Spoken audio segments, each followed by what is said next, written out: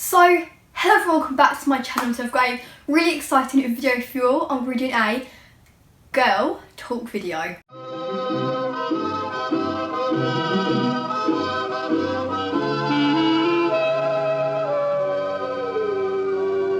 Quick disclaimer, I'm saying girl like that because obviously anyone can watch it, it's not just girls, but that's just like the generic title. So yeah, I'm not like being, what's it called? Discriminating to anyone. Anyone can watch it, whatever gender, I don't care.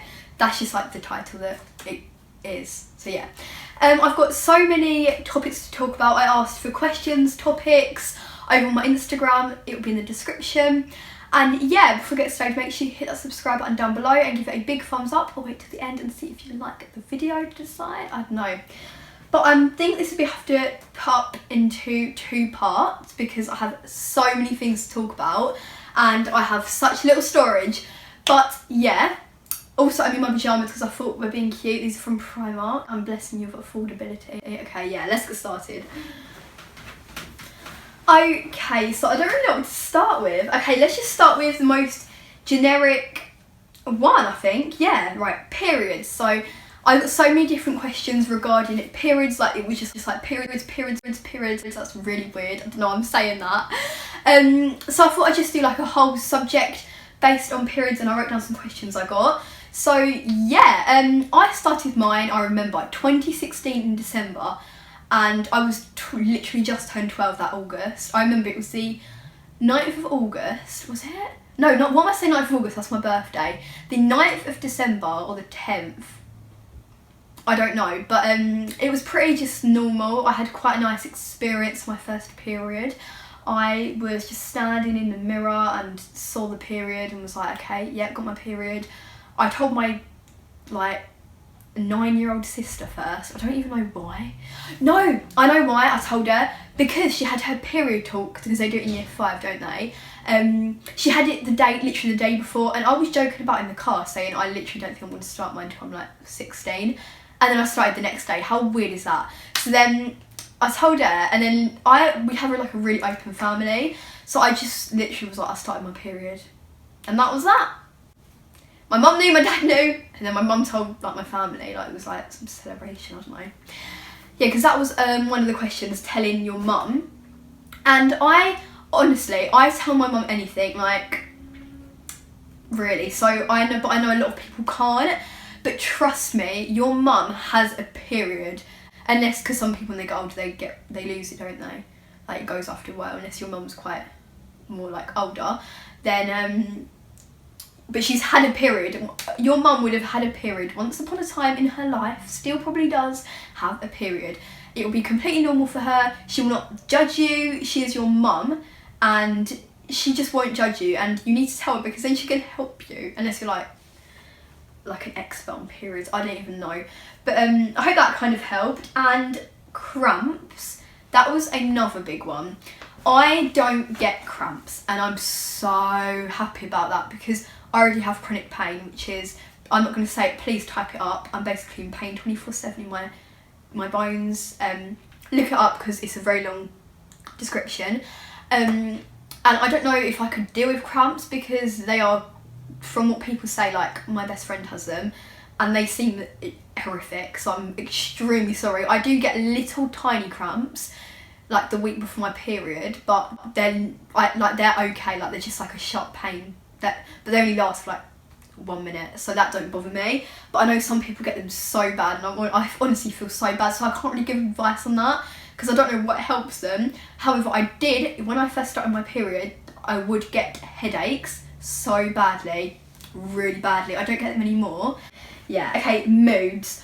I have such bad, like, oh my god, I am so bad near my period. Oh god, it's so bad. Like, if my mum and anyone's watching, they're gonna be like, think, yeah. But it really annoys me when someone says it's because she's on her period. I know it's so annoying, but honestly, I will be crying, and then this is like so normal because everyone gets this like when they get in their period. But mine's like extreme, like 1 minute I'm crying my eyes out and then the next minute I'm like laughing my head off. It's honestly ridiculous. And how I cope with that is just don't be near people because they annoy you. Well, they annoy me. But yeah, deal with it. And embarrassing period stories. Okay, I've only ever had one, thank God, because my periods aren't like I've never had an embarrassing situation really, except for this one. So I wanted to go swimming with my best friend, like Katie, her family, my family. This was last year in either end of August, start of September, and I was on my period. Oh, this also, I'm going to link this to my first tampon story as well. So I really wanted to go to this outdoor swimming pool because it looked so fun and everyone was going in it. And Katie had actually just started her period too at that point. And so we were both going in, and I was like, I can't wear a sanitary towel. I'd never used a tampon before. This is linking together the first tampon and the embarrassing period story. And well, I'm trying to think now. That's it. So I was like, you know what? I'm gonna have to use a tampon. I'm gonna have to. So I was so scared, honestly. And I had these well, this sounds so bad, but my mum was helping me. My mum was helping me and used these really big tampons, right? And I don't know why I'm talking about this. I don't even care though. I literally couldn't care less. I'm saying that and I'm literally like, oh my God. But they were really big and it really hurt. Just saying that now. And then it wouldn't, it hurt basically, because I was, how old at this point? I just turned 13. I was 3 weeks into being 13. And so my mum went to the shop and bought me them little teen ones, you know, them little lets, I don't even know. So they work. No, they didn't work. That's an embarrassing story. So we put it in, that went in, and in the swimming pool, I decided to wear a white bikini because I thought, oh, tampons work. You wear tampons when you go swimming. Your period is going to be fine. No, it definitely was not fine. I'm telling you that now. It went all in my white bikini, so that's fun. And then I had to walk. I didn't realise when I got out and the lifeguard was looking at me. It was a women lifeguard, so it wasn't that big of a deal. But I was still so embarrassed. But that was the only embarrassing period story I've had. Okay, so I thought the next thing I'd go on to, because I've done that, is girl drama / bitchy girls. So you know what, at school, I haven't had a massive drama for a very long time. I used, like I said in my other Q&A, I used to love a bit of drama. When I was in primary though, about year 6 I stopped liking it. When I went into year 7, there was obviously so much drama. There is, when you're going to a new school, you're mixing with new people, there is so much drama, every school can relate to that. Year 7, drama everywhere, there. I wasn't in a lot of it, but I didn't really cause much of the drama in a way, because I just always ended up in it. I don't know why. I always one of them people, not now, I don't even get bothered into it now. I was always, when I was younger, one of them people that just, even if they didn't want to be in it, I did used to want to be in it because I used to love it, but in primary, even if I didn't cause it, I was not even in it originally, I'd end up in the drama and somehow making it worse. I don't know why, I was always like that. But the thing is, everyone in my school now isn't, I've never had a proper problem with anyone in the past, not even year 8, year 9, year 10, half year 8. I've never really had any big problems with girls. In year 7 a lot. But there are some, obviously, in every place, there's going to be girls that like causing drama, and I just find it very, very immature when people cause drama in school at this age. I couldn't understand when you're younger, obviously, but there's 14-year-olds that just literally will do anything. They will try and do anything to friendships, try to say anything to you, make stuff up, make rumours just to cause a little bit of drama in their life and yours, to make their life a little bit exciting. And honestly, you've got to ignore it. It's so hard because I'm so bad at ignoring things like that. But when I do ignore it, it stops and goes away. So I need to learn that as well. But yeah, it's not a big deal to me now because I just don't get involved in drama anymore. It just makes my life easier. I haven't had a big argument with anyone in years since my one with my best friend Emma, but that was in year 7. That was over something stupid. Emma will be watching this hopefully and she'll laugh. We don't even know what it was about. We were looking back at old messages, yeah, and we don't know what it was about. Literally, it was so random. But yeah, I thought hopefully that answered it for you. And if there are bitchy girls that are horrible to you, you just need to ignore them. It's so hard. But if you do stuff back, or if you react to them, that'll be like, okay, we've said something bad to her, she's upset. That's what they want to get out of you. They want you to be upset. Show that even if you're not put up a guard and act like it doesn't affect you, even if it does. Because that's how I learned to ignore it now, basically. I just thought I'd do self-confidence with your image, like facial, body, that kind of thing. I just want to say quickly, again, I had this boy that was always taking the pee out of my forehead and that. And people were like, your forehead isn't big. I know my forehead is big. It obviously is. Do not comment saying it's not. It is big. It just runs in our family. It's because I used to wear my hair in tight ponytails as well. And at first, it really used to offend me. Really badly. I used to be so upset, so self-conscious about it, especially when this boy would point it out. And everyone used to make jokes out of it, and I just didn't find it funny. And then I realised if I joked along with them and I wasn't offended by it, they stopped, because they realised, oh, they're not affecting me anymore, so what's the point? And actually that worked, because now I don't even care. I honestly, if someone says something about my forehead now, I faked it so much I didn't care then now I just don't care. I actually like my forehead. It's my forehead. I don't even... Someone could say something to me about it, you've got a massive ugly forehead, and I'd be like, I don't care. Because I pretended to not care, and now I actually don't care. So you need to do that. If anyone's picking on you about something about your face, go along with it. Laugh with them, even if it's upsetting you, because it helps, trust me. And, okay, I have a lot of confidence now, and I did not when I was younger. That's why I wore makeup. Because I used it to cover myself up, my skin. We've got another one about acne actually in sports. I used it to cover my skin up, and that's why I stopped makeup, because the more I used the makeup, the more I'd feel ugly when I took it off. I didn't want to be like that. So yeah, I also been self-conscious about my nose, my face shape, everything. I don't really want to go on to talk about weight, because I don't really want to talk about that anymore. But yeah, being confident is so hard, and it's something you can't learn from other people.